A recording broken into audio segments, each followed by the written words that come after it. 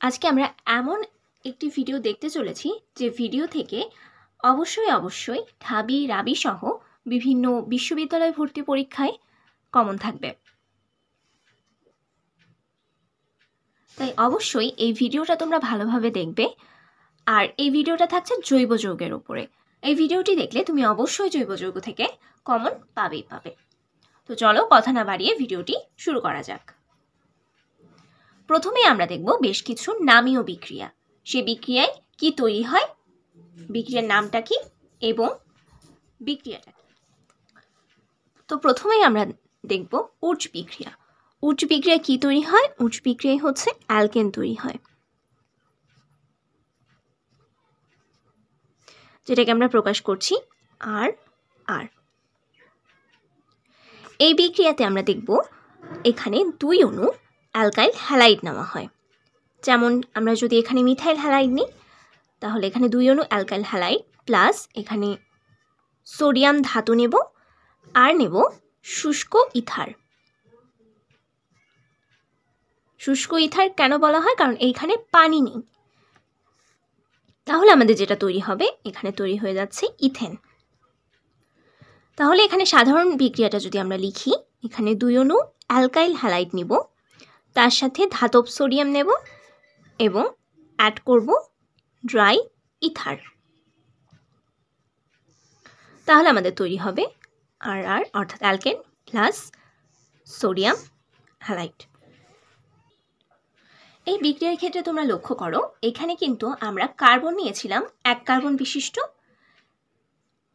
অর্থাৎ বিক্রিয়কে আমাদের ছিল এক কার্বন বিশিষ্ট যৌগ, কিন্তু উৎপাদে আমরা দেখো কয় কার্বন বিশিষ্ট পেয়েছি? উৎপাদে আমরা 2 কার্বন বিশিষ্ট অ্যালকেন পেয়েছি। এই বিক্রিয়ায় সবসময় কার্বন সংখ্যা দ্বিগুণ হয়ে যায়, অর্থাৎ বিক্রিয়কে তুমি যত সংখ্যক কার্বন নেবে, যত সংখ্যক কার্বন বিশিষ্ট যৌগ নেবে, ঠিক তার দ্বিগুণ সংখ্যক কার্বন তুমি উৎপাদে পাবে। যেমন এখানে 1 কার্বন বিশিষ্ট ছিল, আমরা পেয়েছি 2 কার্বন বিশিষ্ট। 2 কার্বন বিশিষ্ট থাকলে আমরা পেতাম 4 কার্বন বিশিষ্ট। তাহলে কার্বন সংখ্যা দ্বিগুণ হচ্ছে কোন বিক্রিয়ায়? উচ্চ বিক্রিয়ায়। তাই একে বলা হয় স্টেপ আপ রিঅ্যাকশন। এখানে কি হয়? কার্বন সংখ্যা দ্বিগুণ হয়।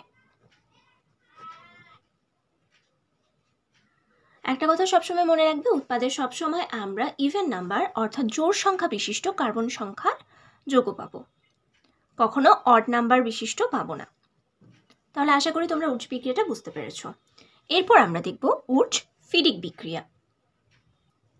উচ্চ ফিডিক বিক্রিয়ায় তৈরি হয় হচ্ছে টলুইন বা অ্যালকাইল বেঞ্জিন। দেখো এখানে লক্ষ্য করো, এখানে আমরা নিয়েছিলাম 2 অণু অ্যালকাইল হ্যালাইড, অর্থাৎ এটাকে আমি এভাবেও লিখতে পারতাম,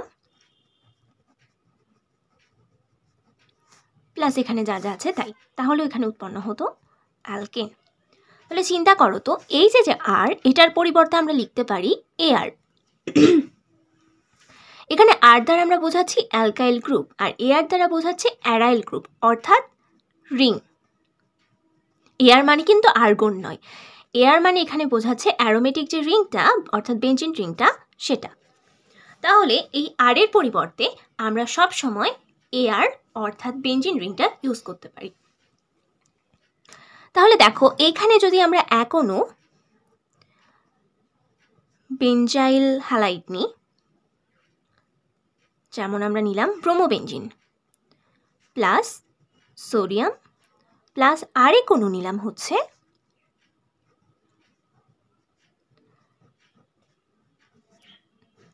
তাহলে যে যৌগটা উৎপন্ন হবে, দেখো এখানে আমরা নিয়েছি এক অণু অ্যালকাইল হ্যালাইড এবং এক অণু অ্যারাইল হ্যালাইড। এটাকে আমরা বলতে পারি ব্রোমোবেঞ্জিন, আর এটা হচ্ছে ব্রোমোমিথেন। তাহলে যে যৌগটা উৎপন্ন হচ্ছে সেটা হচ্ছে টলুইন। কি হলো ব্যাপারটা? দেখো এই ব্রোমিন আর এই ব্রোমিনটা এখান থেকে চলে গেল, আর এইটা গিয়ে এর সাথে অ্যাটাচ হয়ে গেল। এখানেও কিন্তু ঠিক তাই হয়েছিল, এই আর মিলে তৈরি হয় অ্যালকেন, আর এইগুলো রিমুভ হয়ে যাচ্ছে। তাহলে উচ্চ বিক্রিয়া এবং উচ্চফিটিক বিক্রিয়া কিন্তু আমাদের আলাদা করে মনে রাখতে হচ্ছে না। শুধু উচ্চ বিক্রিয়ায় আমরা 2 অণু অ্যালকাইল হ্যালাইড ইউজ করি, আর উচ্চফিটিক বিক্রিয়ায় 1 অণু অ্যালকাইল হ্যালাইড এবং 1 অণু অ্যারাইল হ্যালাইড ইউজ করি। আচ্ছা, আশা করি বুঝতে পেরেছো। এর পরের স্টেপে আমরা এখন চলে যাব। এখন আমরা দেখব কার্বিলামিন বিক্রিয়া। তো কার্বিলামিন বিক্রিয়া কি তৈরি হয়? Phenyl isocyanide. তো চলো বিক্রিয়াটা দেখে নেওয়া যাক। এইখানে আমরা নেব, বা এটাকে বলতে পারি আমরা primary amine, primary aromatic amine, plus 1 অণু নিব এখানে ক্লোরোফর্ম আর একটা ক্ষার, এটা অ্যালকোহলিক হতে হবে। তাহলে তৈরি হয়ে যাবে এখানে কার্বিল অ্যামিন। এই যৌগটাকে আমরা বলছি কার্বিল অ্যামিন বা ফিনাইল আইসোসায়ানাইড। দেখো, তোমরা শুনে থাকবে কার্বিল অ্যামিন বিক্রিয়াকে বলা হয় ক্লোরোফর্ম শনাক্তকারী বিক্রিয়া বা প্রাইমারি অ্যামিনের বিক্রিয়া। কেন বলা হয়? এই যে দেখো, এই যে এখানে একটা ক্লোরোফর্ম ইউজ করা হচ্ছে আর এখানে প্রাইমারি অ্যামিন ইউজ করা হচ্ছে, এই জন্য কিন্তু এই জিনিসটা বলা হয়। তাহলে এই কার্বিল অ্যামিন বিক্রিয়ার অপর নাম হচ্ছে ক্লোরোফর্ম শনাক্তকারী বিক্রিয়া, আর হচ্ছে প্রাইমারি অ্যামিন বা 1 ডিগ্রি অ্যামিন তৈরির বিক্রিয়া, 1 ডিগ্রি অ্যামিনের বিক্রিয়া। এরপর আমরা দেখব রাইমার টাইমান বিক্রিয়া এবং কোপ বিক্রিয়া। তো রাইমার টাইমান বিক্রিয়াটা হচ্ছে স্যালিসালডিহাইড তৈরির বিক্রিয়া।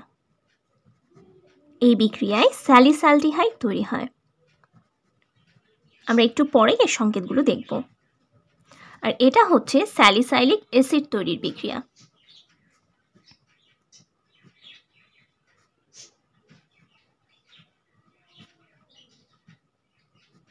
এখন কথা হচ্ছে আমরা মনে রাখবো কি করে। তো দেখো, রাইমার টাইমান এটাতে তৈরি হচ্ছে স্যালিসালডিহাইড, আর কোপ বিক্রিয়ায় তৈরি হচ্ছে স্যালিসাইলিক অ্যাসিড। তো কোপ বিক্রিয়ায় কি তৈরি হয়? স্যালিসাইলিক অ্যাসিড তৈরি হয়। এটা আমরা মনে রাখবো কি করে?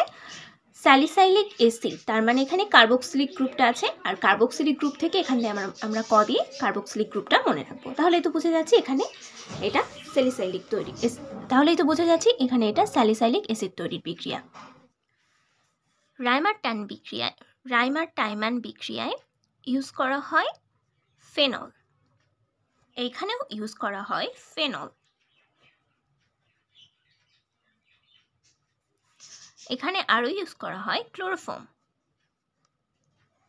এখানে ইউজ করা হয় কার্বন ডাইঅক্সাইড, এখানে ইউজ করা হয় পটাশিয়াম হাইড্রোক্সাইড, এখানে সোডিয়াম হাইড্রোক্সাইড।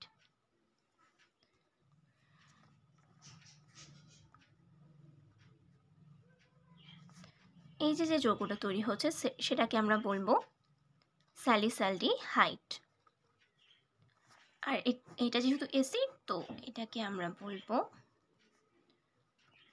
Salicylic acid. এখানে এইটা কিন্তু 1 নাম্বার কার্বন এবং এইটা 2 নাম্বার কার্বন, এখানেও তাই, এটা 1 নাম্বার এটা 2 নাম্বার। আশা করি তোমরা জানো যে COOH এটা হচ্ছে সবার উপরের সিরিজে, তাই এটা যেখানে থাকবে সেটাই হচ্ছে 1 নাম্বার কার্বন।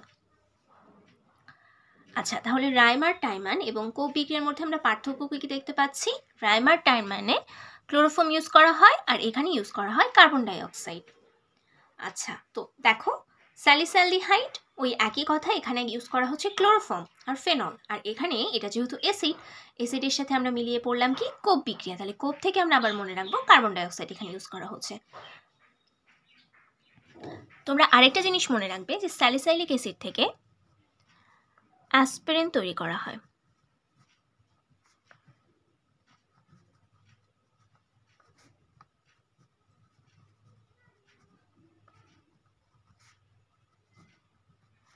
এই প্রতিটি সংকেত তোমরা মনে রাখবে। এর পরের যে বিক্রিয়াটা সেটা হচ্ছে উইলিয়ামসন ইথার সংশ্লেষণ। তো ইথার সংশ্লেষণ মানে হচ্ছে ইথার সিনথেসিস। তো এই নামটা শুনেই তোমরা বুঝতে পারছো এখানে কি তৈরি হবে? ইথার তৈরি হবে। তাহলে এই বিক্রিয়াটা আমরা মনে রাখবো কি করে? এখানে ইউজ করা হচ্ছে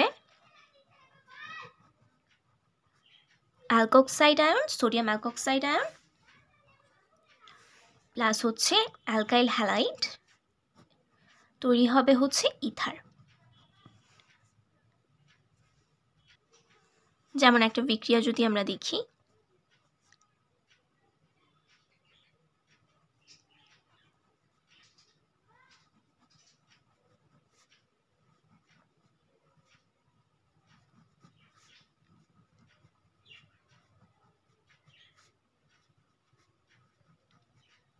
এই যে যৌগটা উৎপন্ন হলো এটাকে বলা হচ্ছে প্রোপানন।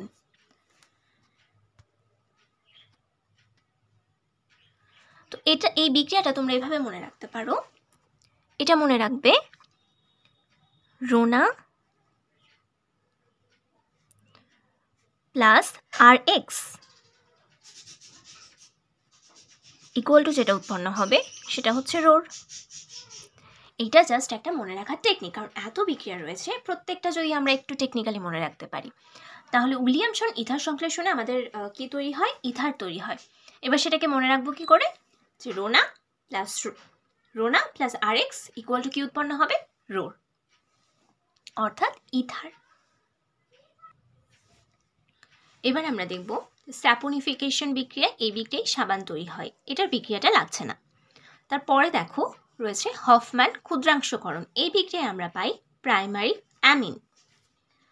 তো হফম্যান ক্ষুদ্রাংশকরণ এটার একটা নাম হতে পারে যে হফম্যান ব্রোমামাইড ডিগ্রেডেশন, অর্থাৎ ক্ষুদ্রাংশকরণ। কি ক্ষুদ্রাংশ করব, এখান থেকে আমরা একটা কার্বন কমিয়ে ফেলব।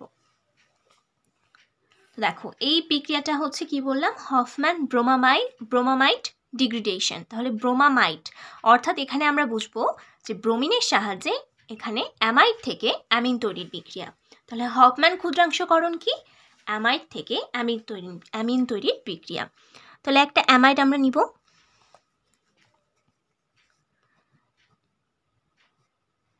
এইটা হচ্ছে অ্যামাইড CONH2, এটা হচ্ছে একটা অ্যামাইড মূলক।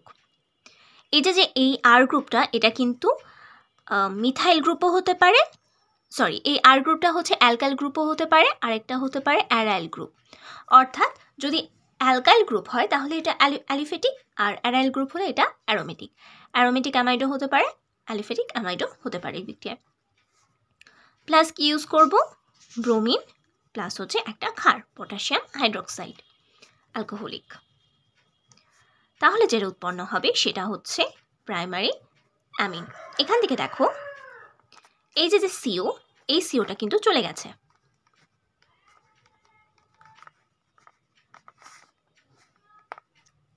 তাহলে এই প্রথম ক্ষেত্রে তুমি যত কার্বন বিশিষ্ট অ্যামাইড নেবে আমাদের উৎপাদে কিন্তু তার থেকে এক কার্বন কম বিশিষ্ট অ্যামিন তৈরি হবে।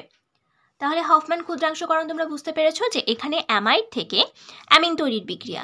অ্যামাইড থেকে এই CO মূলকটাকে আমরা বাদ দিয়ে যেটা থাকবে সেটা হচ্ছে অ্যামিন। তো এটা আমরা কোথা থেকে পেলাম, এই অ্যামাইডের সাথে ব্রোমিন এবং পটাশিয়াম হাইড্রোক্সাইড ক্ষারের বিক্রিয়ায় এই অ্যামিন তৈরি হলো। তাহলে হফম্যান ক্ষুদ্রাংশকরণ হচ্ছে প্রাইমারি অ্যামিন তৈরির বিক্রিয়া। আচ্ছা, এবার আমরা দেখব রোজেনমুন বিজারণ। এই বিজারণ রোজেনমুন বিজারণ কি দ্বারা করা হয়, এটা হচ্ছে প্যালাডিয়াম প্লাস বেরিয়াম সালফেট দ্বারা বিজারণ করা হয়। তো এখানে সবসময় এক স্টেপ বিজারণ হবে। বিজারণ মানে কি, বিজারণ মানে হচ্ছে হাইড্রোজেন প্রবেশ এবং হাইড্রোজেন প্রবেশ অথবা অক্সিজেন বের। যদি অক্সিজেন প্রবেশ করে তাহলে সেটাকে আমরা বলবো জারণ, আর হাইড্রোজেন যদি বের হয়ে যায় সেটাকেও আমরা বলবো জারণ। কিন্তু উল্টা ঘটনা যদি ঘটে, অর্থাৎ হাইড্রোজেন যদি প্রবেশ করে এবং অক্সিজেন যদি বের হয়, সেই ঘটনার অর্থাৎ হাইড্রোজেন যদি প্রবেশ করে অথবা অক্সিজেন যদি বের হয় তাহলে সেই ঘটনাকে আমরা বলছি বিজারণ। তো আমরা সবাই জানি যে অ্যালকোহল থেকে, অর্থাৎ অ্যালকোহলকে যদি আমরা জারণ করি,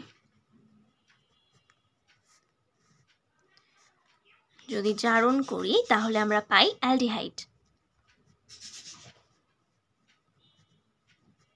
আবার অ্যালডিহাইডকে যদি জারণ করি তাহলে আমরা পাই অ্যাসিড। আর এই যে বিপরীত যে প্রক্রিয়াটা সেটাকে আমরা হচ্ছে আমাদের বিজারণ করতে হবে। অ্যাসিডকে বিজারণ করলে অ্যালডিহাইড পাবো এবং অ্যালডিহাইডকে বিজারণ করলে অ্যালকোহল পাবো। তাহলে দেখো বলা হচ্ছে রোজেনমুন বিজারণ দ্বারা আমরা এক স্টেপ বিজারণ করতে পারি। তাহলে এখানে যদি আমরা অ্যাসিড নিই, আচ্ছা আমরা একটা অ্যাসিডের জাতক তোমরা পড়েছো, acid halide, acid halide, acid amide, ester, anhydride, এই চারটা হলো অ্যাসিডের জাতক। অ্যাসিডের জাতক হলে, জাতক কেমন? জাতক মানে হচ্ছে সন্তান। তাহলে অ্যাসিড যে রিয়াকশনগুলো দেবে, অ্যাসিডের জাতক বা সন্তান সেই সেম রিয়াকশন দেবে। নবজাতক বলা হয় না? নবজাতক কাদের বলা হয়? যারা সদ্য জন্মগ্রহণকৃত শিশু, অর্থাৎ সন্তান। জাতক কথাটার মানে হচ্ছে সন্তান। তাহলে অ্যাসিড যা বিক্রিয়া দেবে তার সন্তানও সেই বিক্রিয়া দেবে। তাহলে দেখো এইটা হচ্ছে, এটাকে যদি আমরা মনে মনে এটাকে ধরে নেবো এটা অ্যাসিড, যেহেতু অ্যাসিড থেকে এসেছে। তাহলে দেখো তো, অ্যাসিডকে যদি আমরা বিজারণ করতাম এক স্টেপ, তাহলে কি হতো? অ্যালডিহাইড হতো। তাহলে এইখানেও অ্যালডিহাইড হবে, এখানেও তৈরি হয়ে যাবে অ্যালডিহাইড। যদি আমরা এখানে অ্যাসিড নিতাম তাহলেও এখানে তৈরি হতো, এটা যদি সেম দিতাম তাহলে এখানে তৈরি হতো অ্যালডিহাইড। আবার অ্যাসিডের আরও সন্তানের কথা বললাম না, যেমন অ্যামাইড, এখানেও তৈরি হতো অ্যালডিহাইড। তারপর আরেকটা আছে অ্যানহাইড্রাইট। অ্যানহাইড্রাইটের কার্যকরী মূলকটা হচ্ছে এমন, এখানেও তৈরি হতো অ্যালডিহাইড। তাহলে রোজেনমুন বিজারণ দ্বারা সবসময় কি এক স্টেপ বিজারণ করা হয়। এটা আরেক জায়গায় কাজে লাগে, যেমন আমরা যদি অ্যালকিন থেকে যদি অ্যালকেন তৈরি করতে চাই, তাহলে আমরা কি করি? এখানে নিকেল প্রভাবক দিই প্লাস হচ্ছে হাইড্রোজেন দিই, তাহলে তৈরি হয়ে যায় অ্যালকেন। আবার যদি অ্যালকাইন থেকে অ্যালকেন বানাতে চাই, তাহলেও সেম, এখানে আমরা নিকেল প্রভাবক দিই প্লাস একটা টেম্পারেচার সেট করে দিই আর হচ্ছে হাইড্রোজেন দিই, তাহলে তৈরি হয়ে যায় অ্যালকেন। কিন্তু আমরা যদি মাঝামাঝি একটা রিয়াকশন করতে চাই, অর্থাৎ অ্যালকাইন থেকে যদি আমরা অ্যালকিনে নিতে চাই, তাহলে কি হবে? কারণ দেখো, অ্যালকাইনের সাথে যখন আমরা ওই সেম রিয়াকশন করছি, নিকেল প্রভাবক দিচ্ছি এবং হাইড্রোজেন যখন অ্যাড করছি, সাথে সাথে কি তৈরি হয়ে যাচ্ছে? অ্যালকেন তৈরি হয়ে যাচ্ছে। রিয়াকশনটা এত বেশি ফাস্ট হয়, আমাদের এখানে অ্যালকেনই তৈরি হবে। কিন্তু আমরা চাচ্ছি যে মাঝামাঝি কোনো কিছু তৈরি হোক, তাই আমাদের কি করতে হবে? বিক্রিয়ার গতিটাকে একটু হ্রাস করতে হবে, অর্থাৎ একটু কমাতে হবে। এটা কিন্তু একটা প্রভাবক বিষ। প্রভাবক বিষের কাজ কি? বিক্রিয়ার গতি মন্থর করা। তাহলে বিক্রিয়ার গতি যদি এখানে হ্রাস হয়ে যায়, তাহলে এখানে কি তৈরি হবে? অর্থাৎ অ্যালকাইনের সাথে যদি আমরা হাইড্রোজেন দিই, কিন্তু নিকেল প্রভাবকের পরিবর্তে এখানে আমাদের দিতে হবে প্যালাডিয়াম প্লাস বেরিয়াম সালফেট, তাহলে এখানে তৈরি হয়ে যাবে অ্যালকিন। তাহলে দেখো, এটাও কিন্তু একটা বিজারণ রিয়াকশন। কি করবে? সবসময় এক স্টেপ বিজারণ করবে। হাইড্রোজেন প্রবেশ মানে বিজারণ। তো আমি যখন ডিরেক্টলি হাইড্রোজেন দিয়েছিলাম নিকেল প্রভাবকের উপস্থিতিতে, তখন অ্যালকাইন ডিরেক্টলি অ্যালকেনে রূপান্তর হচ্ছিল, অর্থাৎ দুই স্টেপ বিজারণ হয়ে যাচ্ছিল। কিন্তু আমরা এটাকে একটু কমালাম গতিটাকে, তাহলে তখন কি হলো? এক স্টেপ বিজারণ করে কি তৈরি হলো? অ্যালকিন তৈরি হয়ে গেল। তো আশা করি বুঝতে পেরেছ। এখন আমরা দেখব ডিকার্বক্সিলেশন রিয়াকশন। এই বিক্রিয়ায় তৈরি হয় হচ্ছে অ্যালকিন। তো দেখো, এখানে বোঝা যাচ্ছে যে ডিকার্বক্সিলেশন, অর্থাৎ এখানে কিন্তু একটা কার্বন কমে যাবে। ডিকার্বক্সিলেশন যেহেতু বলছে, একটা কার্বন এখান থেকে কমে যাবে। তো দেখো সেটা কিভাবে? এখানে আমরা নেব ফ্যাটি অ্যাসিডের সোডিয়াম লবণ প্লাস নেব সোডা লাইম। সোডা লাইম কোনটা? সোডিয়াম হাইড্রোক্সাইড প্লাস হচ্ছে ক্যালসিয়াম অক্সাইড, এটাকে বলা হচ্ছে সোডা লাইম। কি উৎপন্ন হবে? অ্যালকেন। কি হলো ব্যাপারটা? দেখো, এখানে অ্যালকেন আর উৎপন্ন হবে সোডিয়াম কার্বনেট। এইখান থেকে এই যে এতটুকু,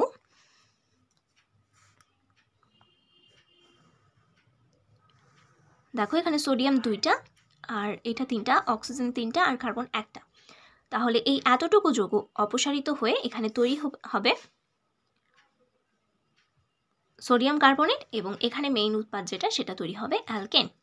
আবার এর পরিবর্তে যদি আমরা বেঞ্জিন রিং ইউজ করতাম, আগেই তো বলেছি, আর এর পরিবর্তে আমরা বেঞ্জিন রিং ইউজ করতে পারি।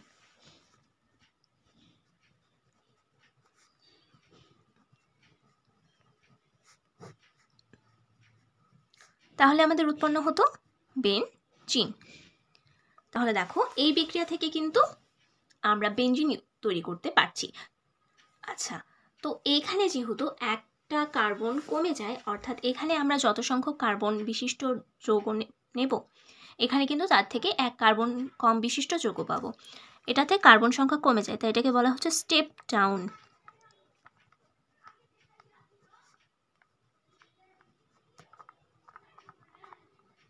আর এই বিক্রিয়ার অপর নাম হচ্ছে ডুমা বিক্রিয়া।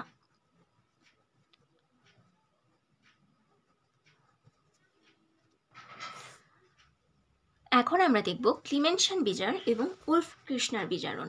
এর আগে আমরা বিজারণ কি পড়েছি? রোজেনমুন্ড বিজারণ পড়েছি।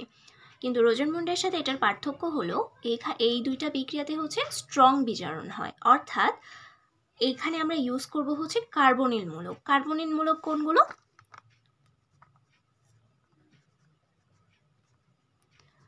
কার্বনিল মূলক হচ্ছে অ্যালডিহাইড বা কিটোন।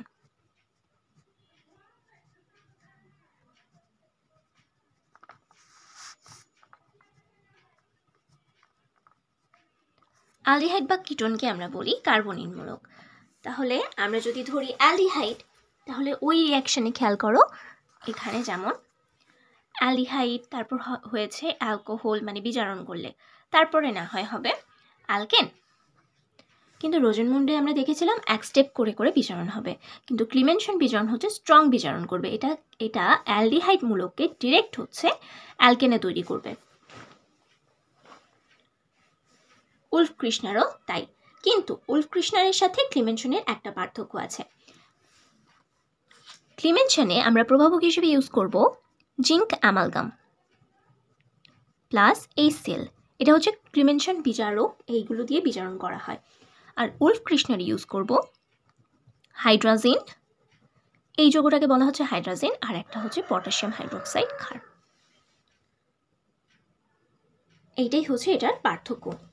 জিঙ্ক অ্যামালগাম কেন বলা হচ্ছে? যেসব যৌগের সাথে যদি মানে কোনো যৌগের সাথে যদি পারদ থাকে, অর্থাৎ মার্কারি থাকে, সেইটাকে আমরা বলি অ্যামালগাম, জিঙ্ক অ্যামালগাম। কোনো ধাতুর সাথে থাকলে আর কি, জিঙ্ক অ্যামালগাম। তো চলো রিয়াকশনটা দেখি। এখানে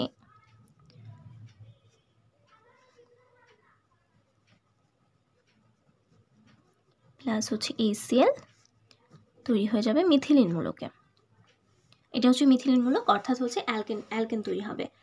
কার্বনিল মূলক এখানে ট্রান্সফার হয়ে যাবে মিথিলিন মূলক। তোমরা সমগোত্রীয় শ্রেণীতে পড়েছো না যে একটার সাথে আরেকটার কি মিথিলিন মূলকের পার্থক্য থাকে, তাহলে ওইটাই এখানে বোঝানো হয়েছে। এটাও সেম, শুধু প্রভাবকটা আলাদা।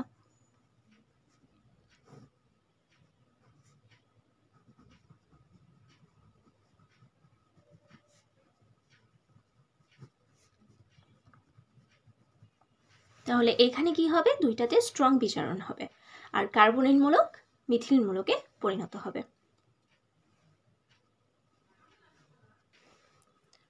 এবার আমরা দেখব স্যান্ডমেয়ার রিয়াকশন এবং গ্যাটারম্যান রিয়াকশন। দেখো দুইটাতে কিন্তু ক্লোরোবেনজিন উৎপন্ন হয়, দুইটাতে সেম জিনিস ইউজও করা হয়, শুধু একটু পার্থক্য রয়েছে। এখানে আমরা ইউজ করব বেনজিন ডায়াজোনিয়াম ক্লোরাইড। ডাইঅ্যাজোনিয়াম ক্লোরাইড কেন বলা হচ্ছে? কারণ এখানে দুইটা নাইট্রোজেন আছে। নাইট্রোজেনকে আমরা সাধারণত বলি যে অ্যাজো, তাহলে এখানে দুইটা নাইট্রোজেন, তার মানে ডাইঅ্যাজো। তাহলে ডায়াজোনিয়াম ক্লোরাইড অর্থাৎ ডাইঅ্যাজোনিয়াম অর্থাৎ বেনজিন ডায়াজোনিয়াম ক্লোরাইড। এখানে আমরা ইউজ করব হচ্ছে HCl প্লাস কপার ক্লোরাইড, অর্থাৎ কিউপ্রাস ক্লোরাইড, আর 100 ডিগ্রি সেলসিয়াস তাপমাত্রা উৎপন্ন হবে। এখানে আমরা ইউজ করব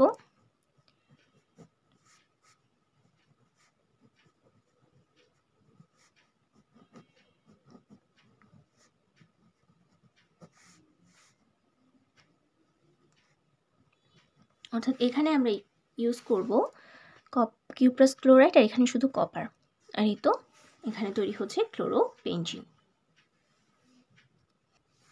এখানে হচ্ছে ক্যালসিয়াম কার্বাইডের আদ্র বিশ্লেষণ করলে আমরা পাবো আদ্র বিশ্লেষণ অর্থাৎ পানি দিয়ে বিশ্লেষণ, এখানে আমরা পাচ্ছি হচ্ছে ইথাইন। ইথাইনের অপর নাম হচ্ছে অ্যাসিটিলিন।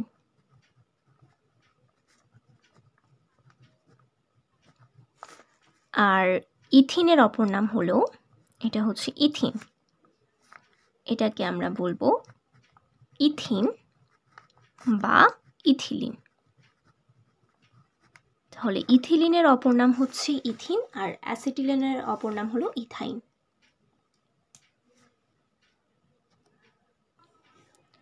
তো দেখো পরপর তিনটা রিয়াকশন লিখে রেখেছি, একটা হচ্ছে ফ্রিডেল ক্রাফট অ্যালকাইলেশন, অ্যাসাইলেশন এবং হচ্ছে নাইট্রেশন। তো তো ফ্রিডেল ক্রাফট অ্যালকাইলেশন বিক্রিয়াতে তৈরি হয় হচ্ছে টলুইন বা অ্যালকাইল বেঞ্জিন। এই বিক্রিয়াতে আমরা ইউজ করব বেঞ্জিন প্লাস হচ্ছে অ্যালকাইল ক্লোরাইড, অ্যালকাইল হ্যালাইড। তো আমরা এখানে মিথাইল ক্লোরাইড ইউজ করলাম, প্লাস হচ্ছে অনাদ্র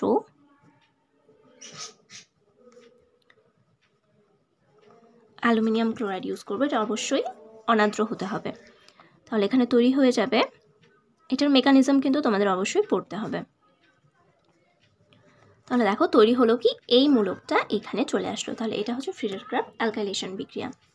তারপর আমরা চলে যাব অ্যাসাইলেশন, সেম রিয়াকশন, শুধু একটু পার্থক্য। এখানে আমরা অ্যাসাইল ক্লোরাইড ইউজ করব। এটাও সেম অনাদ্র হতে হবে। তাহলে এখানে তৈরি হয়ে যাবে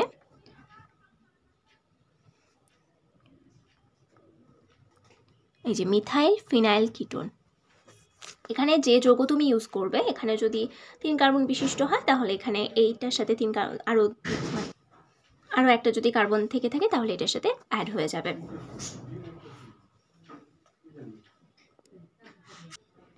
তারপরে রয়েছে নাইট্রেশন রিয়াকশন।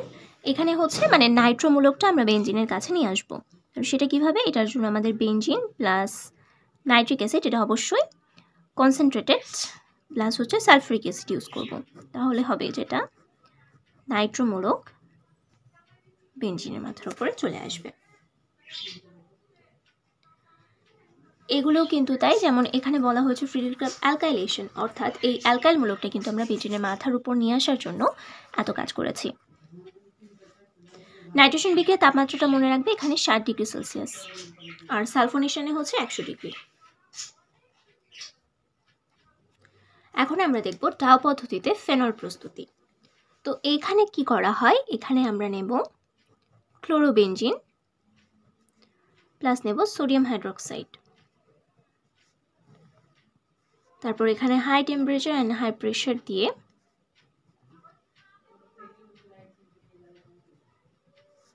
এখানে তৈরি হবে ফেনক্সাইড আয়ন।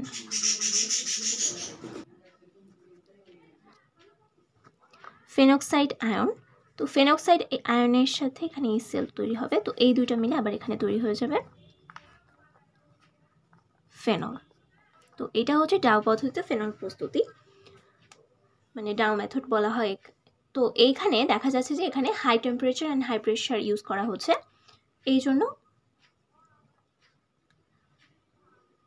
ইন্ডাস্ট্রিতে মানে এটাকে এই পদ্ধতিতে তৈরি করা হয় না, ওখানে কিউমেন প্রসেসটা ইউজ করা হয়।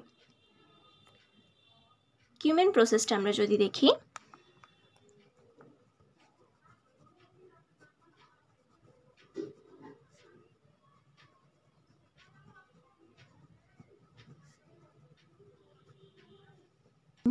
কিউমেন পদ্ধতিতে এখানে আমরা ইউজ করব আইসোপ্রোপাইল বেঞ্জিন। এটা হচ্ছে আইসোপ্রোপাইল বেঞ্জিন, এটার সাথে আমরা ইউজ করব অক্সিজেন ম্যাঙ্গানিজ প্রভাবক দিয়ে। তাহলে যেটা হবে এখানে এই যে এই জায়গাটায়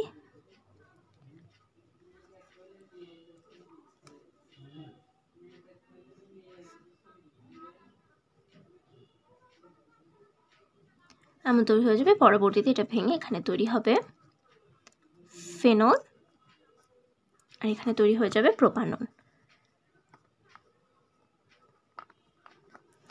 তো কিউমেন পদ্ধতিটা কেন ইন্ডাস্ট্রিয়াল ইউজ করা হয়, কারণ অক্সিজেন তো এয়ার থেকে আমরা পেতে পারি, এই জন্য এটা হচ্ছে ইন্ডাস্ট্রিয়ালি ভালো।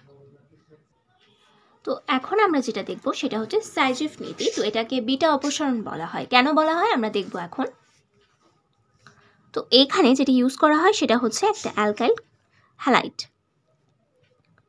অ্যালকাইল হ্যালাইড থেকে হ্যালাইডটা অপসারণ করার যে বিক্রিয়া সেটাই হচ্ছে সাইজেফ নীতি।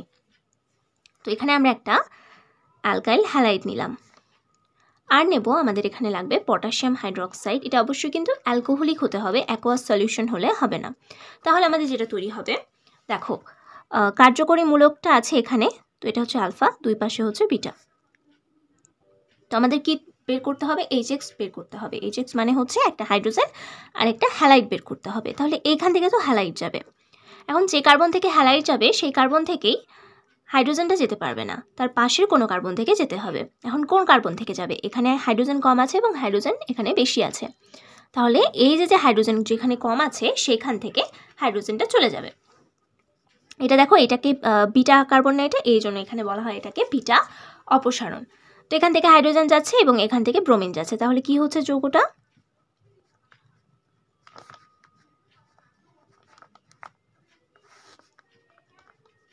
এই যে এদের মাঝখানে তখন চলে আসবে ডাবল বন্ড। তাহলে এটা হচ্ছে বিটা অপসারণ। এখন এর পরিবর্তে এটা সবসময় অ্যালকোহলিক ইউজ করতে হবে। এইটা অ্যালকোহলিক ইউজ করে না করে যদি তুমি এখানে পটাশিয়াম হাইড্রোক্সাইড অ্যাকোয়াস ইউজ করতে, তাহলে যেটা হতো, তাহলে এইখানে প্রতিস্থাপন রিয়াকশন ঘটে যেত। তখন এখানে এই OH মূলকটা চলে আসতো, ফলে কিন্তু আমাদের এখানে অপসারণ রিয়াকশনটা হতো না। তো আশা করি সাইজিভ নীতিটা বুঝতে পেরেছো। এবার দেখো, আমি লিখে রেখেছি অ্যালকিন। অ্যালকিনের সাথে তুমি যদি সালফিউরিক অ্যাসিডের বিক্রিয়া দাও 100 ডিগ্রি সেলসিয়াস তাপমাত্রায়, তাহলে এখানে যেটা হবে সেটা হচ্ছে অ্যালকোহল। এবার অ্যালকোহলের বেশ কিছু বিক্রিয়া রয়েছে। অ্যালকোহলের সাথে তুমি যদি HX দাও, অর্থাৎ হাইড্রোজেন হ্যালাইড, তাহলে যেটা হবে সেটা হচ্ছে RX, অর্থাৎ অ্যালকাইল হ্যালাইড, অর্থাৎ এই মূলকটা প্রতিস্থাপিত হয়ে যাবে।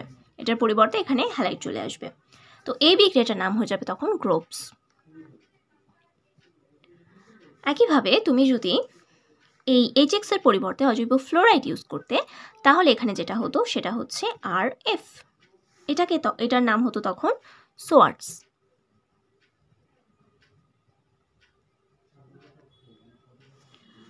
এরপর তুমি যদি এখানে থায়োনিল ক্লোরাইড অর্থাৎ এইটা দিতে, তাহলে এখানে তৈরি হতো RCl। তো এটাকে তখন আমরা বলবো ডার্জেন। তাহলে এরকম প্রশ্ন আসে যে ডার্জেন বিকারক কোনটি, গ্রোভস কোনটা, সোয়ার্টস কোনটা, তাহলে আশা করি পারবে। আর এই অ্যালকোহলের সাথে আমরা মানে যেই অ্যালকাইল হ্যালাইডগুলো ইউজ করি না কেন, অর্থাৎ হাইড্রোজেন হ্যালাইডগুলো ইউজ করি না কেন, সবসময় আমরা কি পাবো? অ্যালকাইল হ্যালাইড পাচ্ছি। এখানে হচ্ছে অ্যালকোহল প্লাস আমরা যদি PCl3 দিই বা PCl5 দিই, তারপরে আরও যেগুলো বললাম, তাহলে প্রত্যেকটা ক্ষেত্রে এখানে তৈরি যেটা হবে সেটা হচ্ছে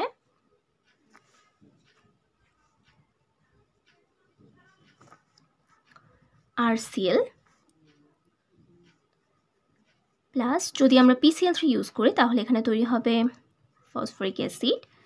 যদি এটা ইউজ করি তাহলে এখানে হবে POCl3 প্লাস HCl। আর যদি থায়োনিল ক্লোরাইড ইউজ করি তাহলে হবে সালফার ডাইঅক্সাইড প্লাস হচ্ছে HCl। তো আমাদের তৈরি হলো অ্যালকাইল হ্যালাইড। এবার আমরা অ্যালকাইল হ্যালাইডের বেশ কিছু বিক্রিয়া দেখি, চলো। অ্যালকাইল হ্যালাইডের সাথে আমরা যদি হাইড্রোজেন সায়ানাইডের বিক্রিয়া করাই, তাহলে এখানে তৈরি হবে অ্যালকাইল সায়ানাইড। অ্যালকাইল সায়ানাইডের সাথে আমরা যদি লিথিয়াম অ্যালুমিনিয়াম টেট্রাহাইড্রাইড দিই, অর্থাৎ এটা দ্বারাও কিন্তু এটাকে বিজারণ করা হয়, তখন তৈরি হয়ে যাবে RNH2, অর্থাৎ অ্যামিন, প্রাইমারি অ্যামিন। যদি হাইড্রোজেন পারক্সাইড দিই তাহলে তৈরি হবে অ্যামাইড। আর যদি আমরা এখানে পানি দিই তাহলে তৈরি হয়ে যাবে, তো এখানে যদি আমরা পানি দিই তাহলে এখানে তৈরি হয়ে যাবে অ্যাসিড। তোমরা শুনে থাকবে সায়ানাইডের আদ্র বিশ্লেষণে কি তৈরি হয়? অ্যাসিড তৈরি হয়। তাহলে সায়ানাইডের অ্যালকাইল সায়ানাইডের সাথে আমরা যদি লিথিয়াম অ্যালুমিনিয়াম টেট্রাহাইড্রাইড দিয়ে বিজারণ করি তাহলে তৈরি হবে প্রাইমারি অ্যামিন। যদি হাইড্রোজেন পারক্সাইড দিই তাহলে তৈরি হয়ে যাবে অ্যামাইড। আর যদি পানি দিই তাহলে তৈরি হয়ে যাবে অ্যাসিড। দেখো, ক্লোরোফর্মের জারণে উৎপন্ন হয় ফসজিন গ্যাস। এটা হচ্ছে ফসজিন গ্যাস, এটা অত্যন্ত একটা বিষাক্ত পদার্থ।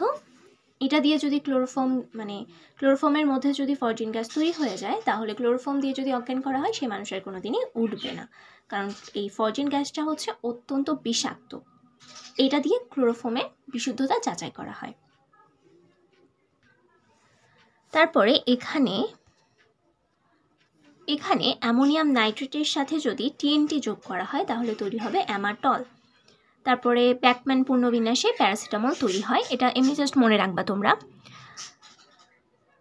প্যারাসিটামলের সংকেত সহ বিভিন্ন গুরুত্বপূর্ণ যৌগের সংকেত আমার চ্যানেলে দেওয়া আছে, তোমাদের যদি প্রয়োজন হয় দেখে নিবে।